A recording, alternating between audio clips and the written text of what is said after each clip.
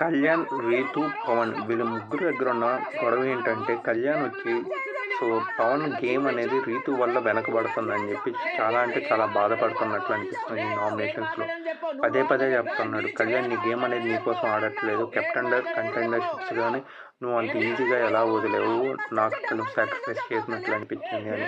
ఆ పాయింట్లో అయితే మనకు రీతు గారు వచ్చి నువ్వు అలా అంటావు, తన గేమ్ తను ఆడుతున్నాడు అండ్ ఈవెన్ అది తన ఇష్టం, తను ఎక్కడ ఉండాలి ఉండకూడదని నీకెందుకు అంత బాధ అంటే ఇంకా గొడవ అనేది చిన్నగా ఫైర్గా అయిపోయి పెద్దదిగా అయింది. ఇంకా అలాగే రీతు కూడా ఇండైరెక్ట్గా తనుజా నేమ్ పెట్టకుండా కళ్యాణ్ నువ్వు కానీ ఏం ఆడుతున్నావు, నీ గేమ్ నువ్వేమన్నా నీ కోసం ఆడుతున్నావు, నువ్వు కూడా ఇలానే చేస్తున్నావు అన్నట్లు అంటే కళ్యాణ్ కూడా అక్కడ మైసెల్ఫ్ నా కోసమే నేను ఆడుతున్నాను అని అన్నాడు.